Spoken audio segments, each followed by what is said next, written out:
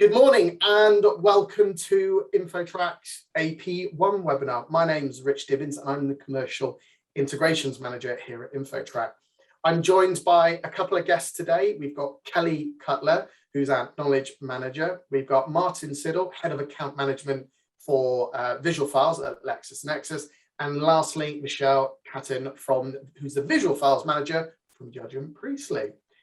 So why are we all here today? So basically, in April last year, the Land Registry took a giant leap to moving forward from paper-based processes, and they launched something called the Electronic Digital Registration Service, or EDRS, as if we need any more acronyms in the legal world.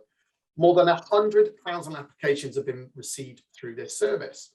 Requisitions on basic errors are down 25%, and applications are processed and completed in half the time of an uploaded application, meaning law firms will save time and reduce their risk, two major factors within a law firm.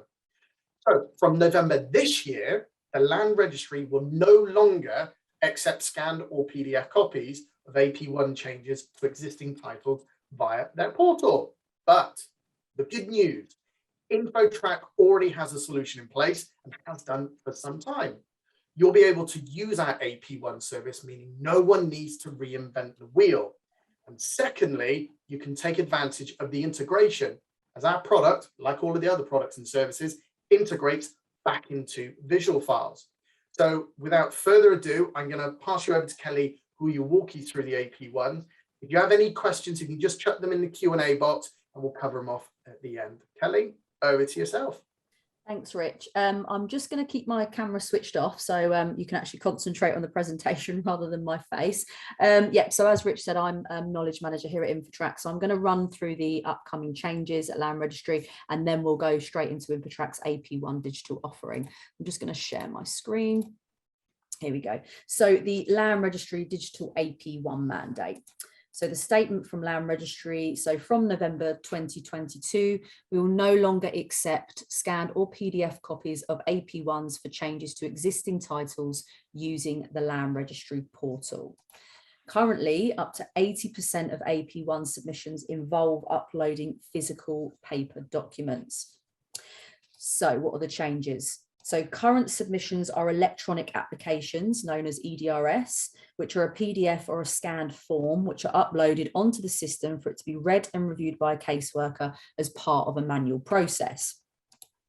The digital registration service, known as the DRS, is when information is added in as data in predefined fields, but actually capturing it this way allows the system to read the data and check for any errors. So no EDRS, we're moving to the DRS. So why is Land Registry going digital?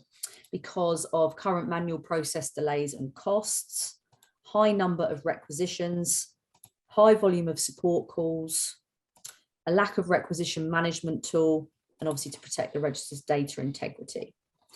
So what does this mean for the industry as a whole? It means quicker processing times, digitalization of the process, online guidance for submissions, fewer errors and reduction in requisitions, and obviously the opportunity for further innovation. So what things does a law firm need to consider? Change management. So change challenges, so get ahead of the change. November probably feels like it's far away, but it isn't. It will be here before you know it, so you don't want to get stuck in the backlog. You need to think about staff training catered to individuals and ongoing real-time support. In terms of productivity, registrations, again, will be digital only, so no more paper or PDF forms. Software suitability, so your integrations, and the ability to directly liaise with the caseworkers. And then from a compliance point of view, audit trail and how to report to regulators, full firm visibility of all matters, including requisition management tool, and key dates automation. So what are your solutions? The new digital process through the Land Registry DRS service, or to use a Land Registry partner integrated through the business gateway like InfoTrack. So just to give you some stats on InfoTrack, we are Land Registry's key business partner and biggest user. We've been doing digital AP1 since 2016. We have 6 years of continuous software improvement. We've reduced requisitions by up to 30%. And we do over 550,000 submissions a year. And I think that's actually nearing on 600,000 now. So what do digital AP1s by InfoTrack look like? You get full guidance and expert support for every application, full form flexibility, and you can do multiple forms in one application like shared ownership, staircasing matters, integrated with leading CMS as well as lender panels, one-page form pre-populated and linked to HMRC's SDLT5 and electronically signed deeds, and our unique AP1 dashboard with an application overview, auditing tools, requisitions and cancellations. And looking ahead, we're going to continue to invest in more experts for additional support. We're going to continue to expand our integration partners. We're going to add new lender management panels, and we're going to continue to reinvest back into the system. And that's a testimonial from one of our long-standing clients who actually uses both SDLT and AP1 through InfoTrack. So now I'm going to move on to walking you through InfoTrack's end-to-end digital AP1 submission and management software. So I'm just going to switch my screen. There we go. So AP1 here can be found in the post-completion workflow, naturally sitting behind the SDLT, where we similarly integrate with the HMRC, allowing you to digitally submit your stamp duty returns. So actually using both these post-completion services allows you to submit these in under 5 minutes. As I've mentioned, InfoTrack released our AP1 product back in 2016, and we continue to work very closely with the Land Registry to develop the business gateway services across the Land Registry services. What you see here is our latest AP1 software, which has been built with the aim to make your post-completion process faster, more accurate, and reduce the potential for unnecessary requisitions. So what we have here is our one-page smart interactive form. And like all InfoTrack products, your matter reference tells us about information already contained within your matter, depending on whether you're accessing InfoTrack from a case management system or depending on the orders you've already placed with us, we can populate up to 90% of your AP1 for you. So if I put my matter number in, there we go. And this matter number is so important when it comes to reducing the time it takes to complete your AP1, removing the need to rekey information and reducing the potential for missed information. On this matter, I've already ordered a register and submitted my SDLT return. So as we work through the form, you'll be able to see how much information is already pre-populated for you. All required fields are asterisk, so you won't be able to submit your application with missing information. Registration type is our first required field, and for Land Registry portal customers, you should be used to selecting the registration type. But if you are unsure as to the registration type relevant to your application, you can head over to our FAQs for definitions, plus lots of other AP1's tips and tricks. Today, we're going to be running through a simple discharge, transfer and charge application affecting the whole of the title. So dealing is the relevant registration type. Our title number has already populated over, but we are able to add on further titles. It is limitless by using this button here. We'll also verify the titles automatically for you, showing the address and if there's any pending registration status, reducing the risk of cancellation of your application due to an invalid title. We've also pre-populated the local authority and postcode. So we can now move on to selecting the priority applications we're looking to change the register with. So what you can do is simply select the drop down and you can see the wide range of applications easily identifiable with their form code and description here. We also organise applications into common forms and form bundles, making it quick and easy to select common applications like discharge, transfer and charge. And just like most forms, our AP1 form is about working left to right, top to bottom, reviewing the information from your file and documents and completing the relevant fields. We also integrate with our Sign It for Deeds product. So where your deeds have been electronically signed, on selecting yes, we'll automatically look for and upload your conveyancer certificate into supporting documents. If your deeds are not signed electronically, then you can simply upload them here and confirm their certification. For those who are integrated with their case management system, you'll be able to select the files associated with that matter only. And if you need to move the order in which your application type should be registered or removed from the title, simply drag and drop them. There's no limit on the number of applications you can submit in one AP1. And if you can't find an application, let's just move that there. If you can't move the application, if you can't find an application that matches your deed, simply select AP1, change the register, upload your deed and proceed to the next section. Okay. As we scroll down, you'll see that we automatically calculate your lead application fee using the pre-populated consideration value from your STLT submission here. So no need to use a fee scale or a calculator. We'll also automatically attach your STLT5, reducing the risk of it being forgotten and a requisition being raised. Here in supporting documents, you'll also be able to upload any supporting file like consent forms, power of attorneys, countersigned documents, and so on in one place. There we go. So on the right-hand side, you'll also notice we've got some handy guidance when completing the sections, plus tips to help reduce common requisitions. So for new users that maybe start to submit without any prior knowledge of the paper AP1, these guides can really help users better understand the sections and the land registry requirements. So now we're going to move on to the party details, and here we've split what traditionally was panel 13 into 3 manageable sections: applicants, proprietors, and other parties. So as missing or incorrect party information is a common cause of requisitions, we wanted to group information in a way where you can move through the sections consciously, ticking off the required fields from left to right without having to jump around the form or click through multiple pages. As you can see here, majority of the work is done for us. The applicant's name and your details as the lodging conveyancer are already pre-populated. And we can also complete the applicant's role field because you've told us that you're lodging a transfer and a charge. All that we need to do here is enter in the lender's details. So if I start writing the lender's details, you'll see we'll suggest relative banks and it will populate their address for their service too. We can also confirm our details as the lodging conveyancer. So if your firm's process is for support staff to create the AP1s and then the conveyancers lodge the application, you can simply select the lodging conveyancers from a list of users within your firm and you can update their contact details here if needed.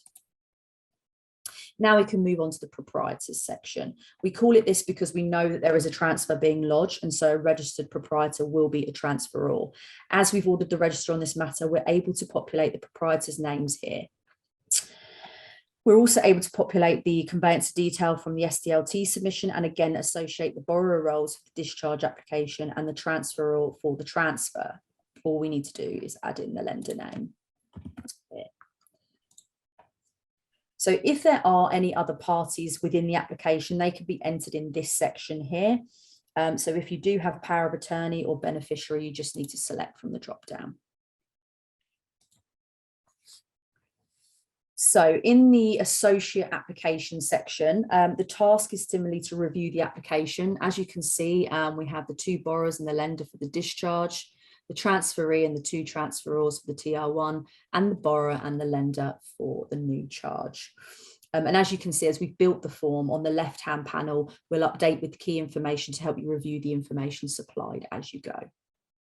All that's left to do here is to complete the address for service for the applicant. So you can enter the address for service for each proprietor yourself, including their postal, email or DX address. And disclosable overriding interest is defaulted to no for ease, and again to speed up the time it takes to complete the form. If you are integrated or you use LMS, we have what I like to call an integration within an integration. You can link your application to your LMS case number and will automatically send them your submission receipt and then completion of registration details once your application is complete. A great addition as well is our notes section. So you have full form flexibility. So any information you need to let your caseworker know about, you can put in this box here.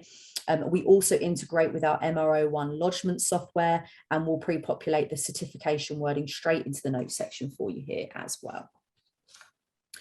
Finally, here at the bottom of the form is where you can confirm the credentials used to submit the application.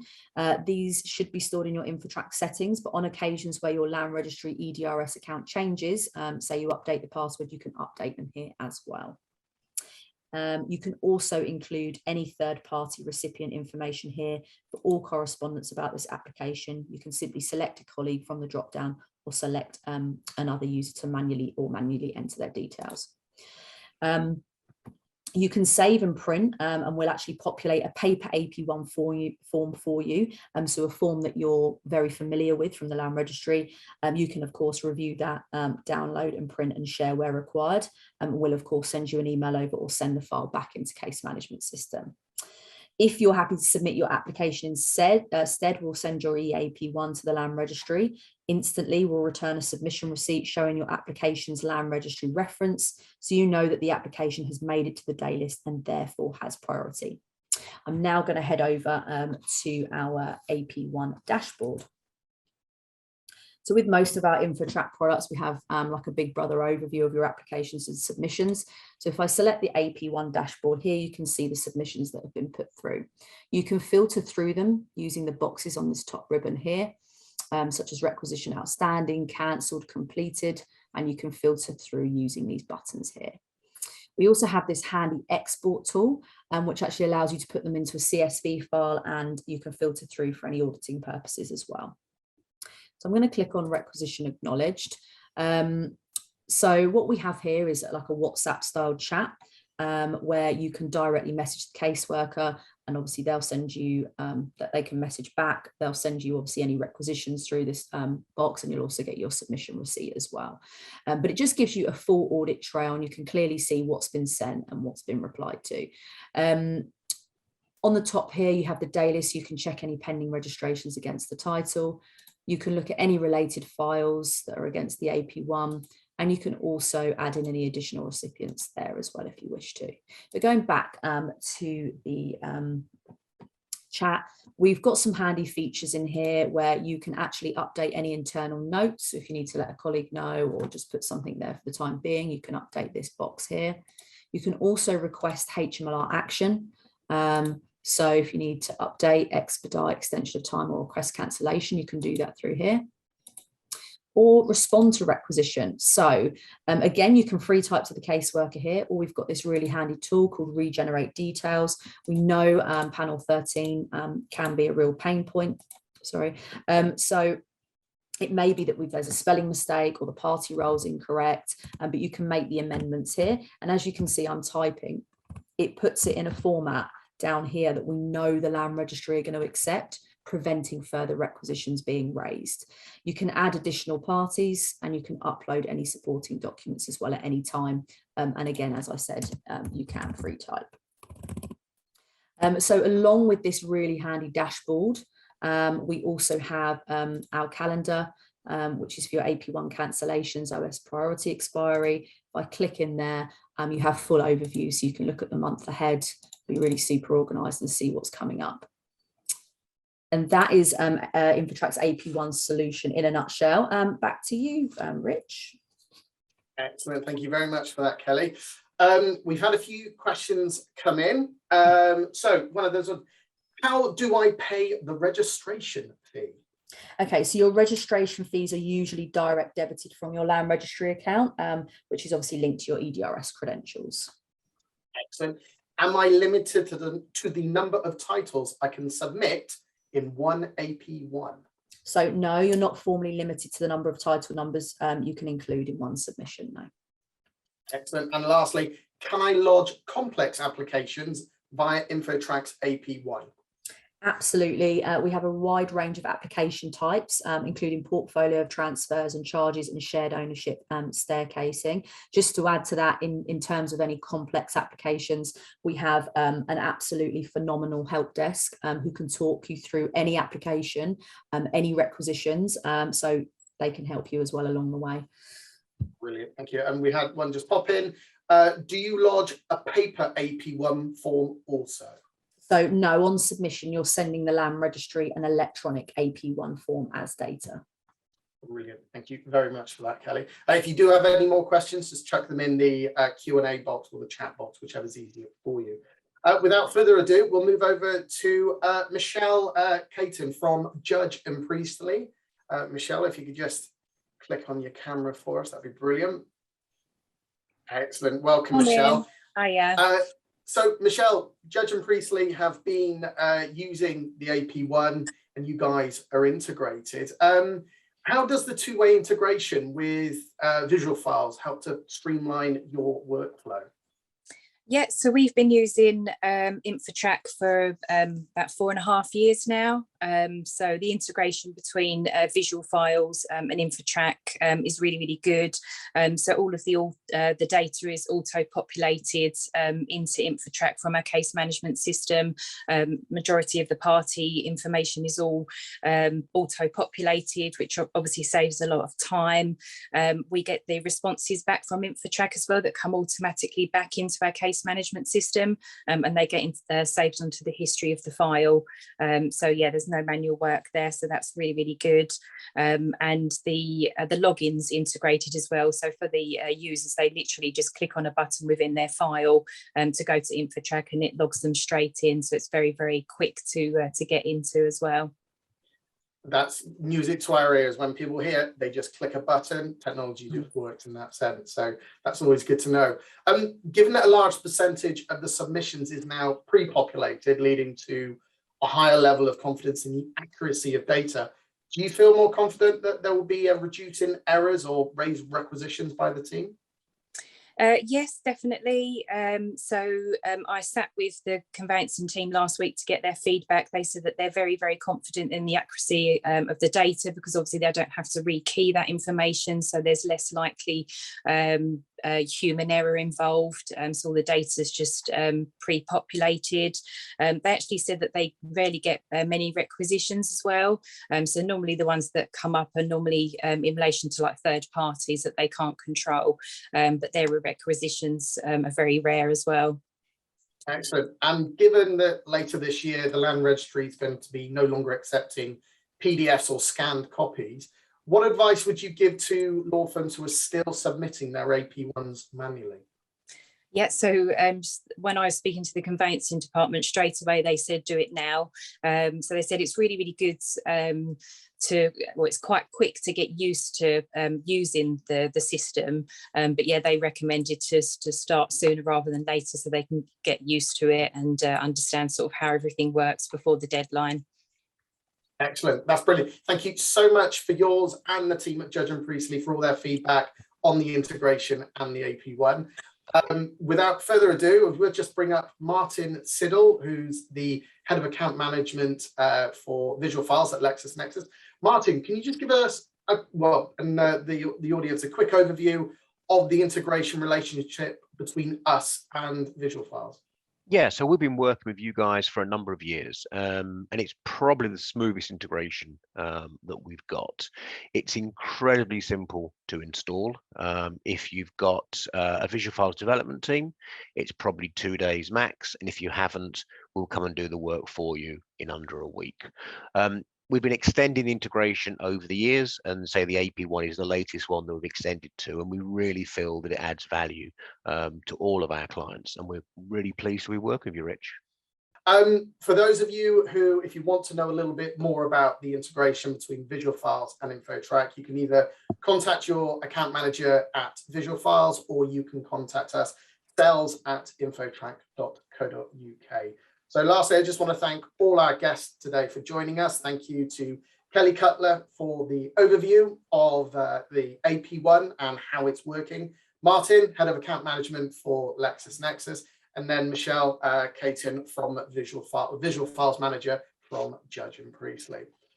We have another webinar that is on Wednesday this week that hopefully none of you will miss. And if you're not registered, register as soon as possible. It's this Wednesday at 10 a.m. and it's going to be on the new CQS core practice management standards with Tracy Thompson, who's the authorized assessor for CQS, and she'll be joined by our colleague Lisa Edwards. So to get the link, just go to the InfoTrack website, click on events, and you'll see that one in there for you. Without further ado, if there's no further questions, I will leave everybody to get on with their day. Thank you for joining us. Bye-bye. Thanks, Rich. Bye.